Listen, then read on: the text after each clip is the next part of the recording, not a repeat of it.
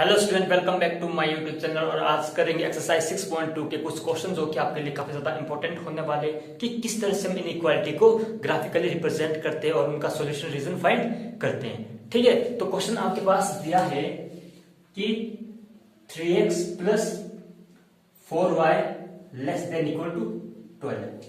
ठीक है, इसको क्या है, आपने ग्राफिकली रिप्रेजेंट करना और इसका सॉल्यूशन रीजन फाइंड करना है। ठीक है, तो आप किस तरह से इसको सॉल्व करोगे। ठीक है, तो सबसे पहला स्टेप क्या रहेगा हमारा कि लेटस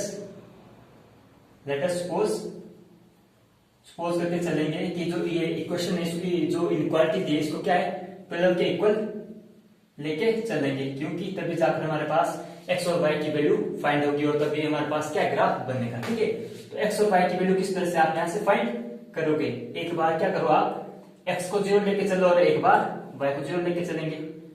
ठीक है, यहां पर x और y, जब हम x को 0 लेके चलेंगे तो ये वाला पूरा फैक्टर 0 के इक्वल हो जाएगा।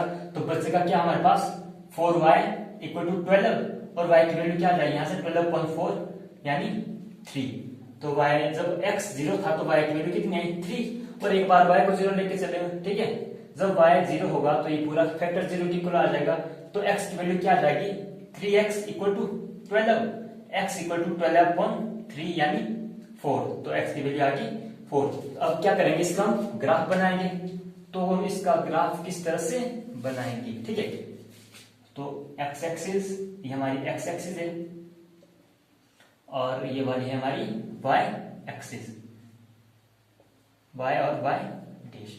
ठीक है, यहां पर ओरिजिन 0। ठीक है, 1 2 3 4 5 1 2 3 4 5 यानी 1 2 3 1 2 3 4 5।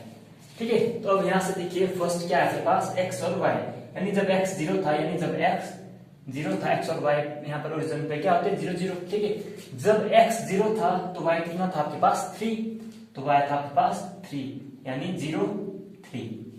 और जब आपके पास x 4 था तो y कितना था 0, यानी y 0 था तो x कितना था आपके पास 4, यहां पर आगे 4 0। अब इसको क्या करो, आप मिला दो, इस तरह से मिल गया। ठीक है, तो अब क्या अभी आपका जो सॉल्यूशन फाइंड नहीं हुआ, ग्राफ तो बन गया पर सॉल्यूशन फाइंड नहीं हुआ।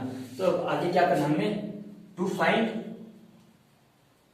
The solution region, to find the solution region. अब सॉल्यूशन रीजन किस तरह से फाइंड होगा। ठीक है, तो अब क्या करेंगे, by putting the origin 0 0 in given inequality में। ठीक है, इसमें क्या करेंगे, x और y को 0 0 लेके चलेंगे। अब अगर कंडीशन सेटिस्फाई होगी तो जो इसका एरिया शेडेड किया जाएगा वो क्या जाएगा 0 की तरफ, यानी टुवर्ड्स द ओरिजिन। अगर कंडीशन सेटिस्फाई नहीं हुई तो हम क्या करेंगे, जो ये एरिया है उसको क्या है अवे फ्रॉम द ओरिजिन की ओर शेड करेंगे। तो यहां पर क्या लेके चलेंगे 0 0 by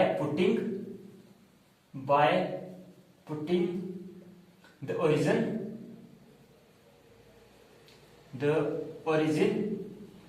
zero zero in given inequality में। तो हमारे पास क्या आ जाएगा यहाँ पर, अगर 0 0 पुट करेंगे तो 3 इंटू 0 प्लस 4 इंटू 0, तो क्या आएगा आपके पास 0 प्लस 0 यानी 0 लेस देन इक्वल टू 12। और ये क्या है, which is true, which is true. अब ट्रू क्यों, हम जानते हैं कि जो 0 है वो क्या है 12 से छोटा। कंडीशन सेटिस्फाई होगी तो इसका मतलब क्या है, जो एरिया शेडेड होगा वो कहां की ओर होगा, टुवर्ड्स द ओरिजिन। और अगर ये कंडीशन सेटिस्फाई नहीं होती, अगर यहाँ पर 14 होता, 14 लेस देन इक्वल टू 12, तो हम जानते हैं कि जो 14 है वो 12 से छोटा तो नहीं है।